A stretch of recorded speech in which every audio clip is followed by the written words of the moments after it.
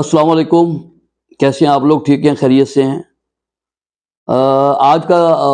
सबसे पहले तो ये कि जी कानून से आगाही हर शहरी का बुनियादी हक है।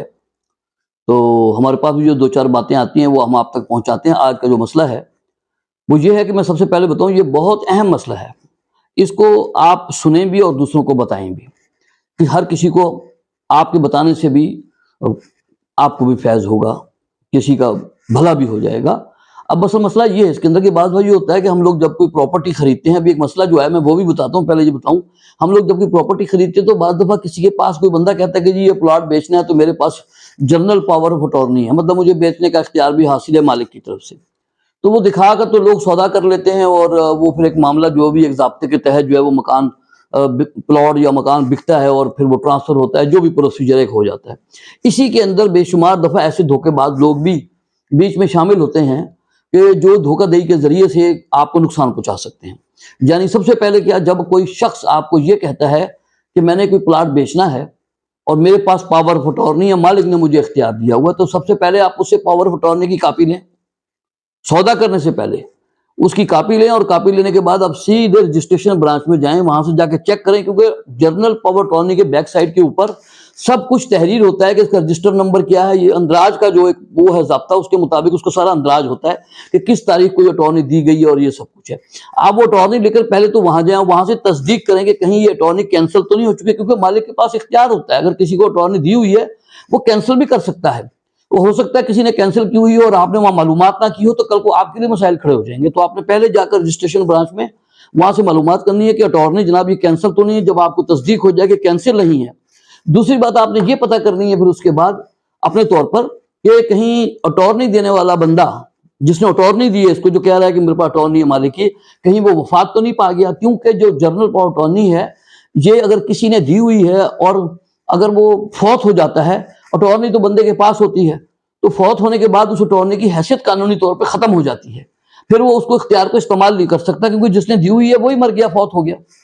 लेकिन उसके बावजूद भी बहुत सारे लोग जो है वो ये करते हैं कि कोई बंदा फौत हो गया तो जनाब उसकी अटॉर्नी उनके पास होती है, जो कि कैंसिल भी नहीं हुई होती, लेकिन फौत हो चुका है। अब किसी दीगर को तो नहीं पता कि उसके जरिए से जो प्लॉट खरीद रहा है कि वो फौत हुआ नहीं हुआ, लेकिन जब आप तस्दीक करने की पहले कोशिश करेंगे कि वो फौत तो नहीं हुआ, तो तसल्ली करने के बाद जब आपको यकीन हो कि वो जिंदा भी है और साथ में जनाब ये अटॉर्नी रजिस्टर्ड भी है, इसका इख्तियार बिल्कुल ठीक है, फिर आप कोई भी सौदा करें। अब जो सवाल जो है कि मेरे पास जो साहब आए उन्होंने मुझे बताया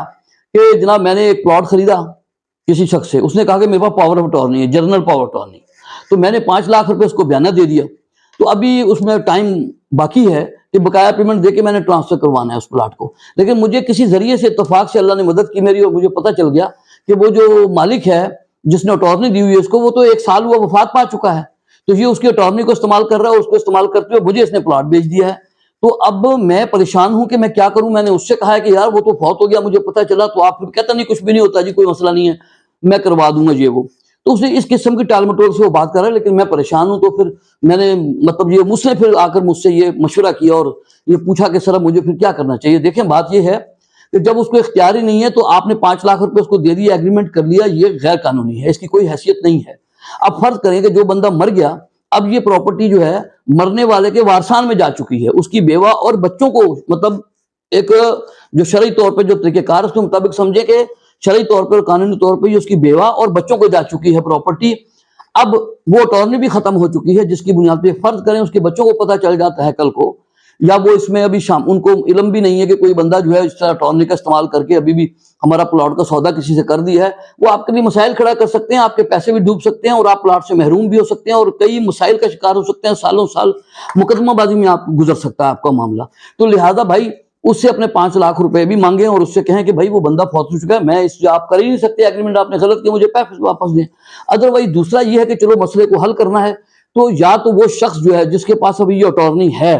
जो कि मतलब अब जाली मतलब कैंसिल हो चुकी है, वो जो अटॉर्नी है वो बंदा जो है मरने वाले की बेवा और बच्चों से पहले तो वो बेवा और बच्चे अदालत के जरिए से अपना विरासतनामा हासिल करें कि मरने वाले की जो वारसान है वो बेवा और ये बच्चे हैं। उसके बाद जब बेवा और बच्चे